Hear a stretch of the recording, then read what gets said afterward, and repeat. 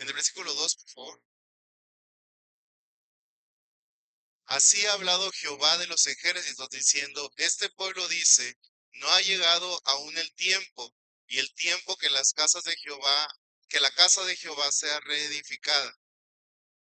Entonces vino a palabra de Jehová por medio del profeta Ageo, diciendo,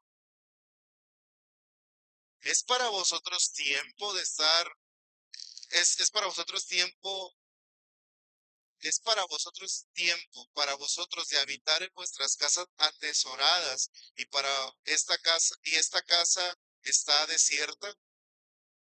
Pues así ha dicho Jehová de los ejércitos, meditad bien sobre vuestros caminos,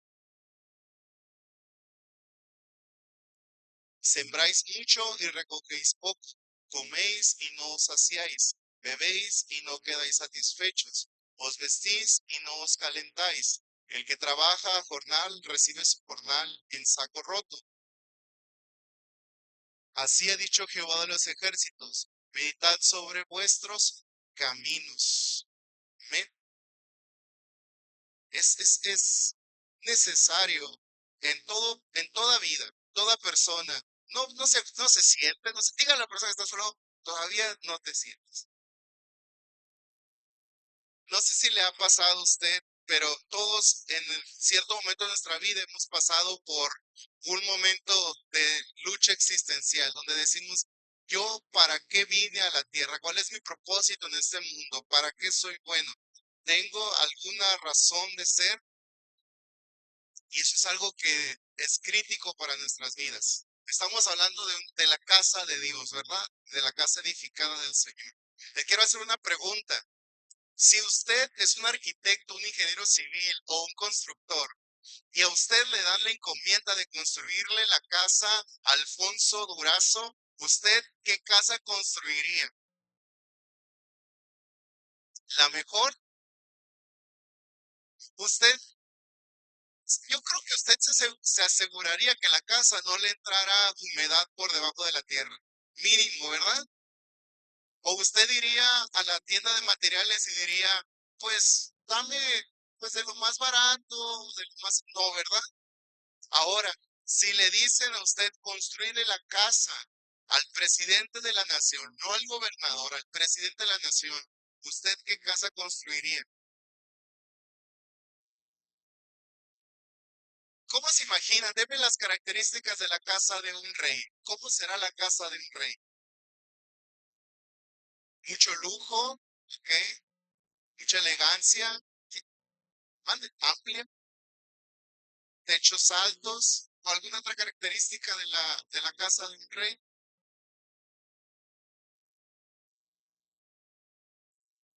Claro, ¿por qué? Porque la persona del rey es la que define tanto el diseño como el propósito de la casa.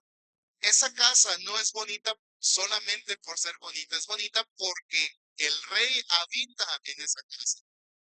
El rey entonces le da un propósito, le da una, ah, un diseño también en base a sus necesidades. Tal vez va a tener 4 salidas la casa en vez de solamente una cochera.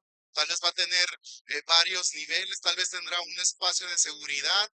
El diseño de la casa corresponde a la persona que va a vivir en ella. Y el propósito de cada una de las secciones de la casa va a corresponder a la persona que vive en ella. La pregunta es, ¿quién vive en ti?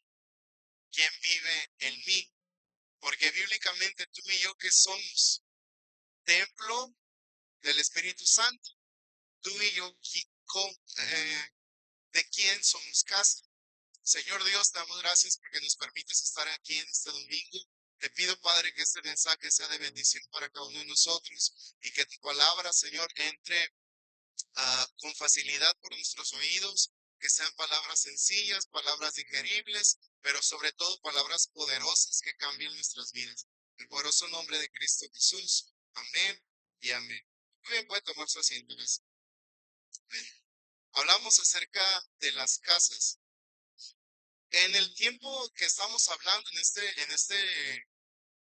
este pasaje de Ageo, había una indicación de Dios para el pueblo, el cual era reconstruir el templo del Señor. En Jerusalén había un gran templo, nada comparado con lo que podemos ver en fotografías, era un templo majestuoso. Y resulta que los judíos fueron eh, llevados cautivos a Babilonia, pero previo a eso destruyen el templo. Vemos entonces un templo en ruinas. Pero estando allí en Babilonia se les da la oportunidad, diga conmigo, la oportunidad de ser libres. Y esa oportunidad de ser libres la aprovechan para ir a Jerusalén una vez más. Y en Jerusalén empiezan a trabajar en sus casas. Las casas que originalmente les pertenecían a sus papás, a ellos mismos, las empiezan a reconstruir. Y empezaron ellos también a trabajar en la casa de Jehová. Pero ocurre algo, se detiene la reconstrucción. Dejan de reconstruir la casa de Jehová. Y la casa de Jehová deja de ser una casa de gloria, se convierte en una casa de deshonra, porque estaba en ruinas. ¿Sabe cuánto tiempo duró la casa caída? Pregúntale a la persona que está solo, ¿cuánto tiempo está la casa caída?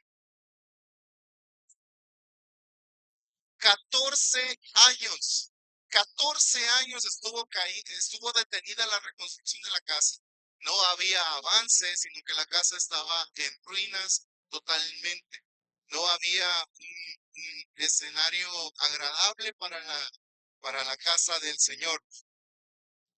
Entonces, Dios habla a través del profeta Ageo, si pueden poner el versículo 4, por favor, que dice, es para vosotros tiempo, para vosotros de habitar en vuestras casas atesoradas, y esta casa está desierta.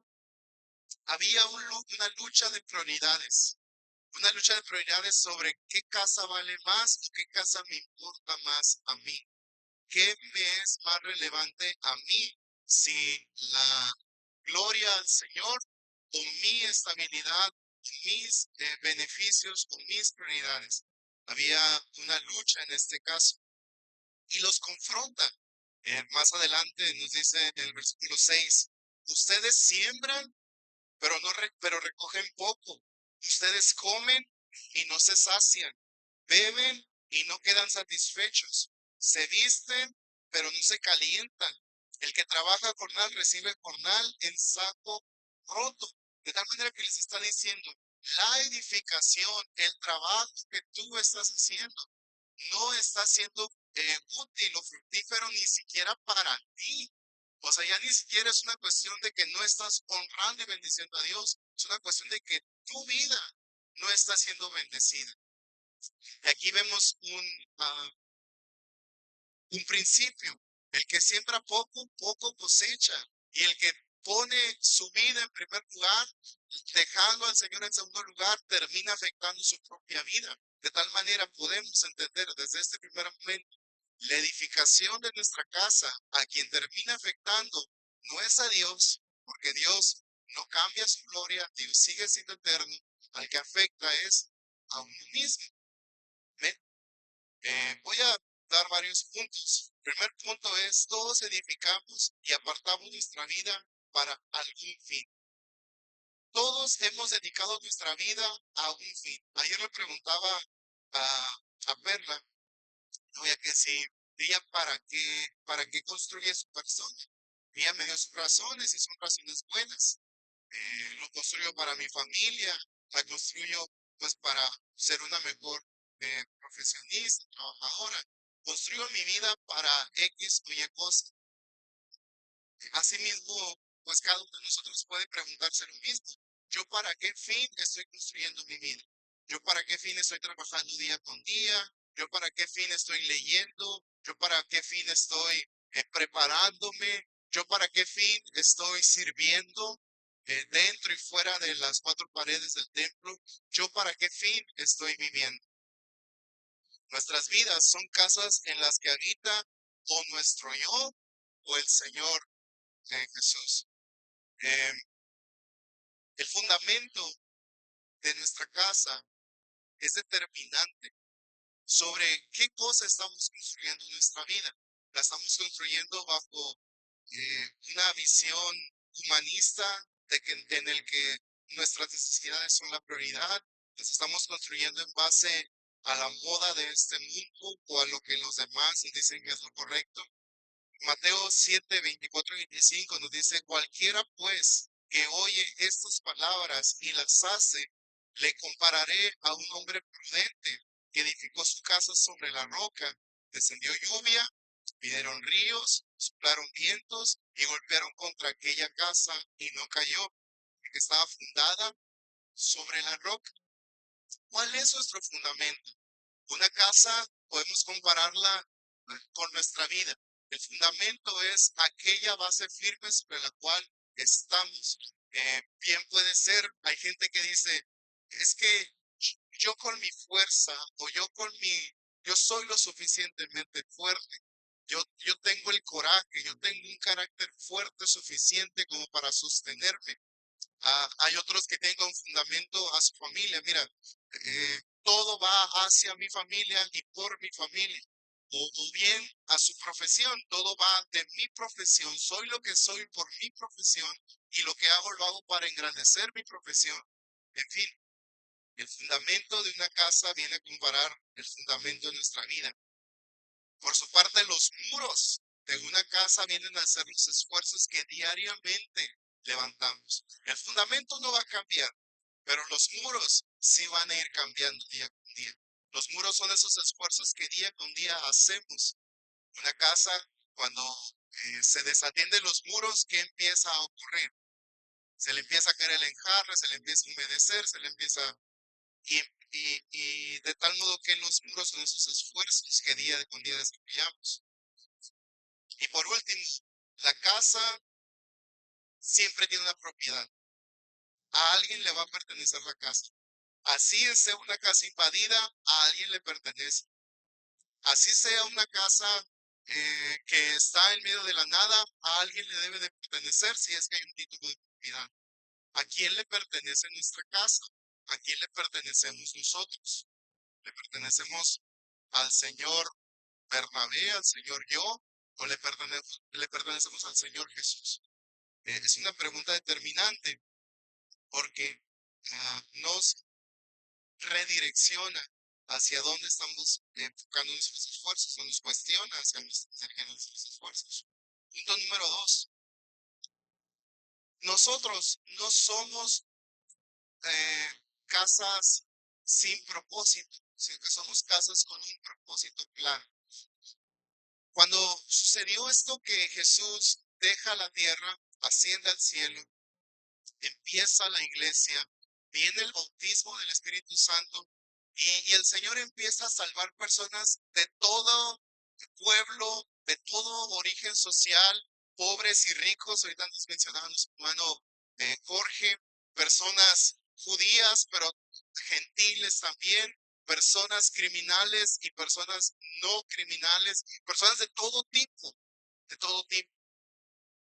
Y para la iglesia de aquel tiempo les fue algo sorprendente que gente que no era del pueblo judío estuviera recibiendo el Espíritu Santo. En Hechos capítulo 15, versículo 14 al 18, se juntan los líderes de la iglesia y empiezan a decir, Simón, el apóstol, ha contado cómo Dios visitó por primera vez a los gentiles para tomar de ellos pueblo para su nombre. Y con esto concuerdan las palabras de los profetas como está escrito. Estamos viendo el tema de la reconstrucción de la casa del Señor, entendiendo que nosotros somos esa casa del Señor. Pero quiero entender una cosa. Previo a venir a los pies de Cristo, nuestra casa estaba desordenada y vacía.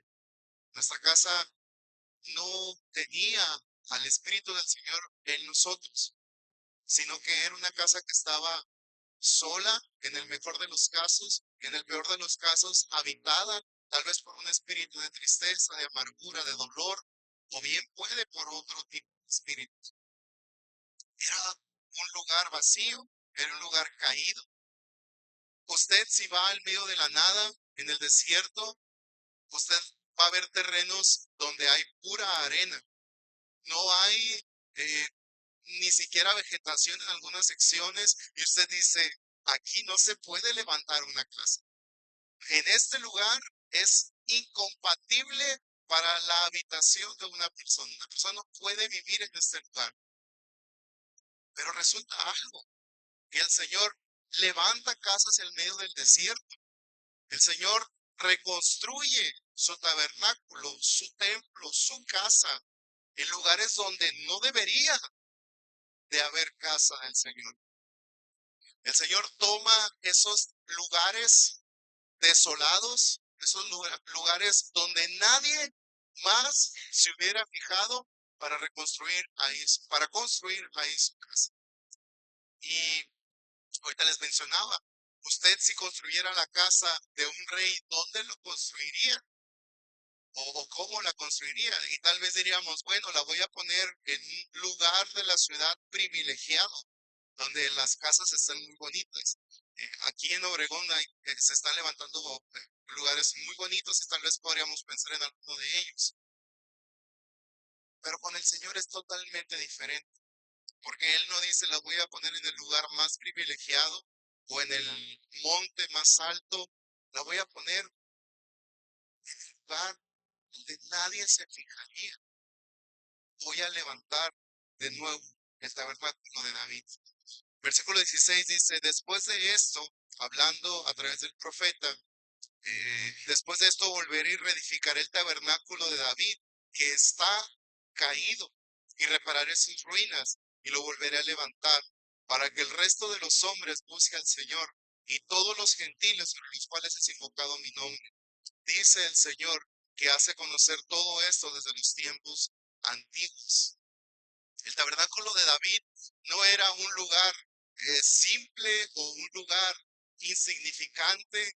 Este templo que tenemos en el 2026 no se compara en absoluto, porque el tabernáculo de David no dependía de la edificación de paredes o de un piso o de un techo muy bonito. El tabernáculo de David lo que tenía de valor, diga conmigo, lo que tiene de valor es que la alabanza era 24/7, todos los días de la semana usted pasaba por ese tabernáculo y se escuchaba la voz, las voces de cientos de hombres y cientos de mujeres alabando y glorificando el nombre del Señor. Usted pasaba por ese lugar y la piel se le ponía chinita, no por el lugar físico, la apariencia física, sino porque ahí el Señor habitaba en medio de la alabanza. Y hasta el día de hoy, el Señor habita en medio de la alabanza. Entonces, lo glorioso de este tabernáculo es que espero que no se pierdan con la comparación entre casas y personas. Pero lo precioso de esto es que está diciendo a través del profeta, lo que leíamos en Hechos, que el Señor está eligiendo personas de toda raza, de todo idioma y de todo lugar para hacerlo su lugar de alabanza. Qué poderoso es eso, porque les está comparando con el tabernáculo de David, ese lugar donde la alabanza era 24/7. Y ahora el Señor está diciendo, en Ana Lidia, mi alabanza estará 24/7. En Jorge, mi alabanza permanecerá por siempre. En Carmen, mi alabanza florecerá por siempre. Y aquí es donde se cumple la palabra que dice, a los que creen en Él, de su interior correrían ríos de ¿qué? De tal manera que en la vida del creyente, del que ha nacido de nuevo, hay lugar para la tristeza o para la amargura o para la decepción, porque por un momento durará el lamento, pero la mañana, ¿qué dice? Vendrá el gozo. Así pues que la vida del cristiano es avivada, es fortalecida por una cuestión, no por la apariencia física, no por las paredes con las cuales está construyendo tu casa, no por lo que cada día lees, sino por el que habita en ti. Porque el que habita en ti es el que define tanto tu diseño como tu propósito. El que habita en ti es el que define quién eres tú. Dios, desde la eternidad pasada, deseó habitar entre nosotros y en nosotros. La cohabitación es un deseo del Señor. Y a mí se me hace impresionante eso, como en Jesús entendemos que Él vino y habitó entre quién. entre los hombres, dice su palabra. Habitó entre nosotros. Le vimos como el unigénito de Dios. La luz vino entre los hombres. A lo suyo vino y los suyos no le recibieron. Jesús vino a habitar aquí, pero el Espíritu Santo no habita entre nosotros. El Espíritu Santo, ¿en dónde habita? En nosotros. Entonces vemos en Cristo la cohabitación entre, en el Espíritu Santo vemos la cohabitación en la voluntad del Señor siempre ha sido Dios en nosotros y con nosotros. Eso es algo bien fuerte y bien poderoso porque tú y yo no somos ni siquiera ángeles para compararnos en magnitud de gloria y de hermosura con ellos, pero el Señor viene y habita en medio de nosotros y en nosotros. Es algo bien, bien poderoso, bien hermoso, porque muchas veces, y no me dejarás mentir, no lo voy a decir hacia ti, sino hacia mí. Yo muchas veces no quise nada con el Señor. Yo muchas veces quise poner un límite al Señor, una barrera, pero la voluntad de Dios siempre fue cohabitar. Cuando yo le dije no, Él dijo sí. Cuando yo le dije no quiero, Él dijo sí quiero.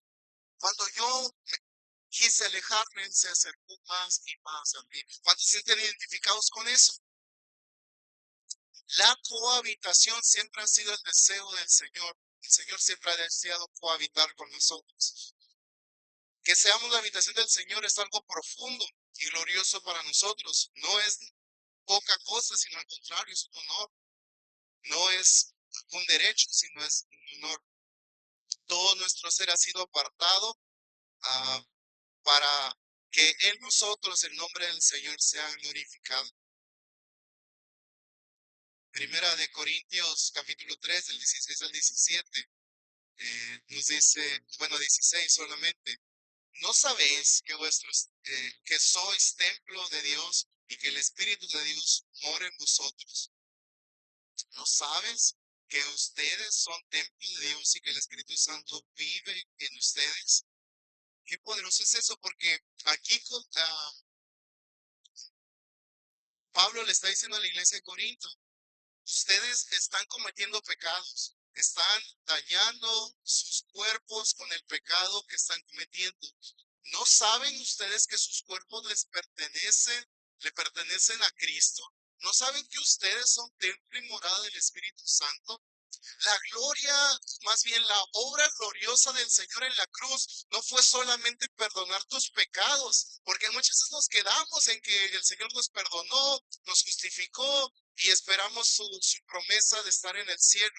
Sin embargo, hay algo más glorioso con eso, hay algo más glorioso que eso. Y el mismo Jesús lo dijo, la vida eterna es que te conozcan a ti, Padre, el único Dios verdadero. La vida eterna es que te conozcan a ti. Y lo más hermoso y lo más glorioso es estar habitando ya con el Señor. Es hacer vida con el Señor. No sé tú, pero a mí se me hace como que a veces perdemos esa bendición por estar pensando y pensando en la venida de Cristo. Nos olvidamos que aquí en la tierra ya empezó la vida eterna para los creyentes. Y la vida eterna y gloriosa es que el Espíritu Santo vive en nosotros.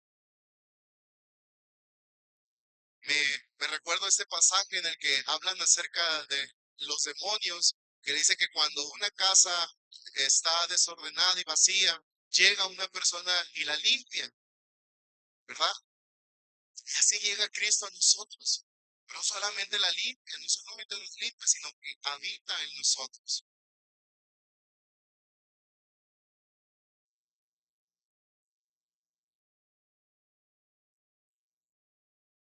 Isaías 43:7 dice, todos los llamados de mi nombre para gloria mía los he creado, los formé y los hice.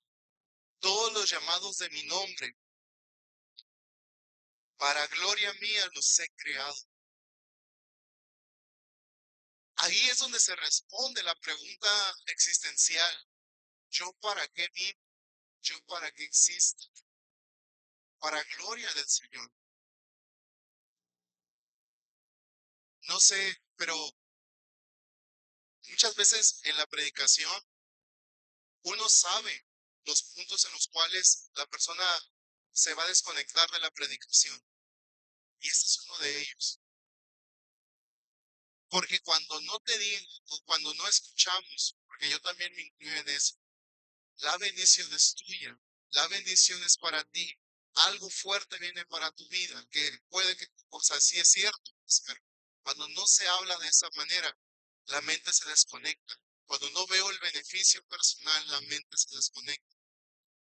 Y este punto es un punto crítico, porque vivir para la gloria de alguien más es totalmente contrario a la cultura de este mundo.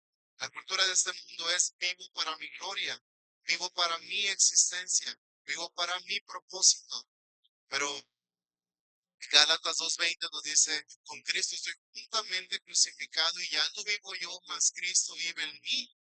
Y lo que vivo en la carne lo vivo para la gloria de Dios. Qué poderoso es esto. Y aquí es donde se define el que entiende lo espiritual y el que no entiende lo espiritual. Y no lo digo de forma despectiva, sino lo digo como la necesidad de un nuevo nacimiento. Cuando nacemos de nuevo, entendemos que ya nuestra vida no está enfocada a nuestra propia gloria, sino que nuestra vida ahora está enfocada en la gloria del Señor. Y ahí es donde nos complacemos en agradarle a Dios, en cumplir su voluntad. En eso es en lo que nos agrada, que nos agradamos. Perdón. El carácter de Cristo constantemente se está formando en nosotros. Y cuando digo constantemente se está formando en nosotros, me refiero a que cada día nos parecemos más a Él. Y cada día el Padre dice de nosotros lo que dijo de Jesús en su bautismo. Tú eres mi hijo amado, en quien me complazco. Me gusta mucho cómo lo dice Marcos, porque a diferencia de los otros evangelios que dice, este es mi hijo amado en que tengo complacencia, el Marcos dice, tú eres mi hijo amado en que tengo complacencia. Qué poderoso es eso, porque cuando el Señor viene a nosotros, damos gracias por su perdón, damos gracias por la esperanza de su glorificación, pero aquí en la tierra, el Señor nos dice eso. Tú eres mi hijo amado en quien tengo complacencia, en quien me complazco vivir, en quien me complazco habitar, en quien me complazco hacer cohabitación. Me encanta cómo el Señor se fijó en personas débiles y pequeñas como tú y como yo, para hacer de nosotros su casa, lugar de su habitación, lugar en el cual Él vive.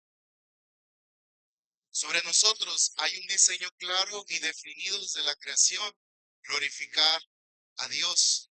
1 Corintios 6:20 dice, porque habéis sido comprados por precio. Glorificad pues a Dios en vuestro cuerpo y en vuestro espíritu, los cuales son de Dios. No sé tú, pero ¿has visto cómo reconstruyen y restauran una casa?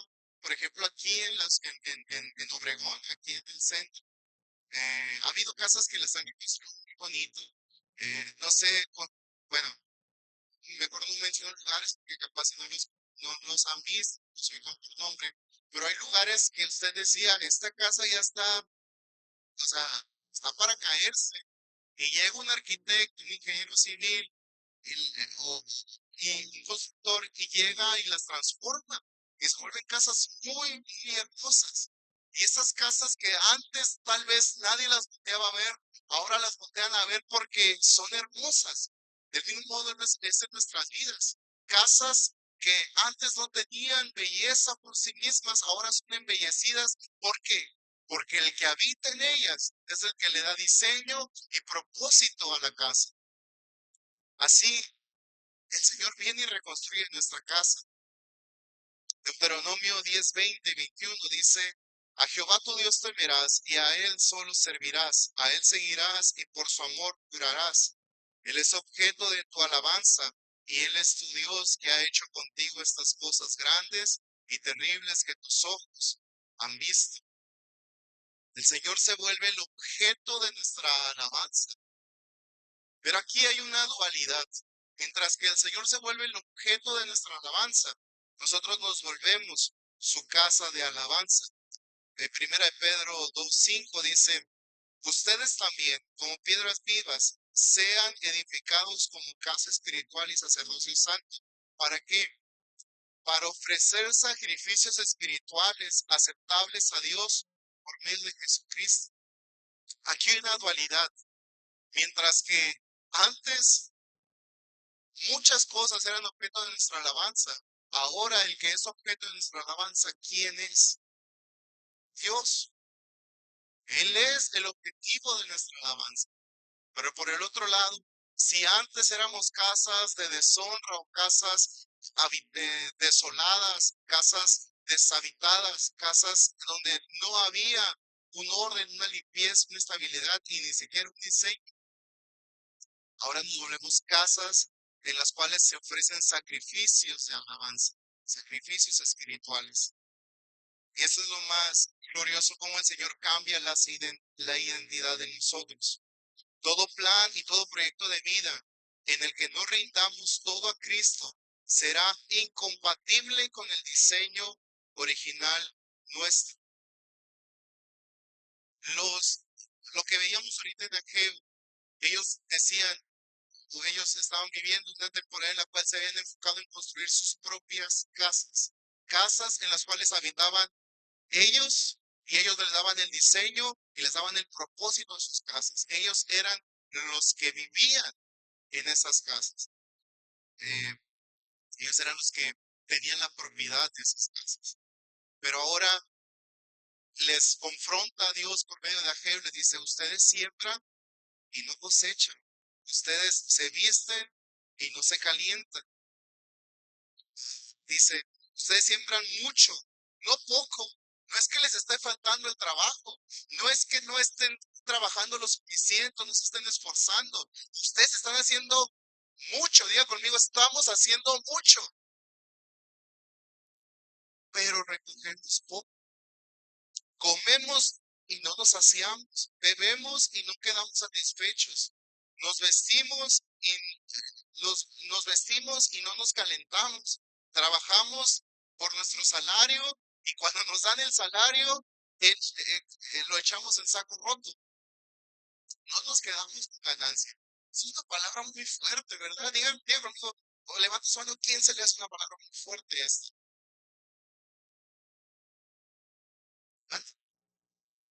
No rinde, no rinde. O sea, ahorita que dicen eso me acordé de, siempre he escuchado esta frase desde que era niño. Es que el dinero del hombre es el que rinde, pero es que la mujer es la que lo hace. Lo hace. ¿Sabes si habrá verdad en eso? Si no habrá verdad. Dice mi hermana Silvia que si hay verdad, ok.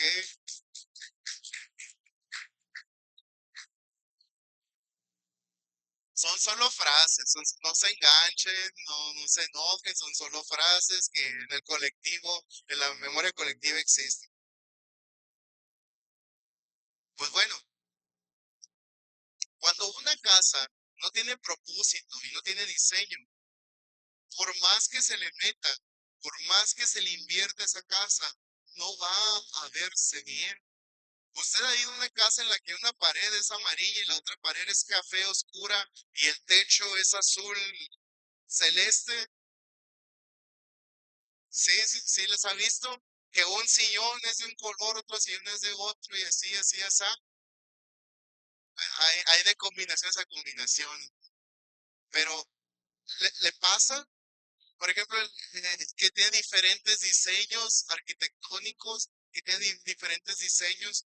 Pues, a ver, ¿hay inversión ahí? Yo digo que sí, sí hay inversión. ¿Hay trabajo duro? Pues seguramente sí, porque me imagino le ha de haber puesto una cascada con piedra de cantera, pero enseguida va a haber, no sé, un comedor de patio que nada le combina. O sea, hay mucho trabajo, hay mucho dinero invertido, pero como que no checa, diga conmigo, como que no checa. Mande. No, no, no. ¿Y por qué? qué? Porque no hay un mismo diseño, porque no hay una misma dirección para la construcción de esta casa. Y porque no tiene un propósito claro. De repente hay casas en las cuales ni siquiera te puedes sentar, porque no tienen dónde sentarse. Y no cumplen ni siquiera su propósito. Donde no hay lugar para comer, porque ni siquiera hay comedor. Hay muchas cosas, pero no hay comedor. Donde no puedes dormir, porque hay una ventana de 4x4 que da directamente hacia la cama y no tiene cortinas. ¿Vas a poder dormir ahí? Pues no, porque te va a estar despertando la luz de afuera. Es una casa que no tiene propósito y es una casa que tampoco tiene un diseño claro. En el cristianismo, más en nuestro tiempo, hay una combinación de ideas. Muchas ideas. Que tomo el 70% lo que la Biblia dice y el otro 30% pues lo busco a como me conviene, a como yo pienso, a como me gusta. Hay una combinación y de repente se vuelve un Frankenstein nuestro cristianismo. Tiene diferentes partes, tiene diferentes combinaciones. No tiene un propósito claro y tampoco tiene un diseño claro. Y al no haber un propósito y un diseño, las cosas no encajan y no hay una prosperidad, una bendición. Eso es algo bien sencillo. Le pedimos al Señor dirección para que Él nos dé la toma de, para que Él nos ayude en la toma de decisiones. Le decimos, Señor, yo quiero cumplir tu voluntad. Y la voluntad de Dios y el diseño para la humanidad, ¿cuál habíamos dicho que era? Glorificarlo a Él. Y el Señor nos dice, bueno, mi voluntad es esta y esta. Y es glorificar mi nombre. La pregunta es, ¿amamos glorificar el nombre del Señor? Y en este sentido, es donde empieza a haber un choque con la voluntad del Señor. Porque Dios no va a bendecir planes que no pongan en alto su nombre. No, Dios no va a honrar proyectos que no tengan a Él como centro de ese proyecto. Dios no va a glorificar a quien no lo glorifica a Él. Dios no va a honrar a quien no lo honre a Él. Primera de Samuel capítulo 3:20. Yo voy a honrar a los que me honran. Yo honro a los que me honran. El Señor nos está mostrando el camino a la bendición y a la paz. Si nosotros salimos de ese camino, la bendición y la paz no llegará a nuestra vida. Eso mismo es lo que les estaba pasando a los judíos, que leemos aquí en la parte de Ageo, en primera capítulo de Ageo. Ellos por 14 años se enfocaron en primero mi casa, primero mi gloria y luego la gloria del Señor. Y ahí es donde Ageo los confronta. Nosotros nacemos en Cristo con un diseño y con un propósito claro.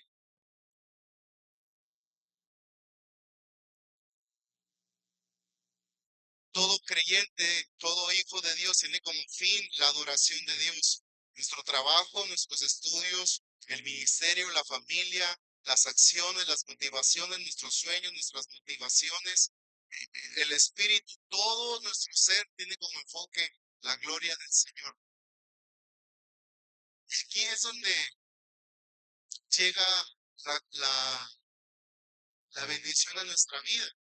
Cuando nos desprendemos de mi propia gloria, cuando nos desprendemos de mi propia satisfacción y paz y venimos a la satisfacción y paz de honrar a Él, de honrar a Él.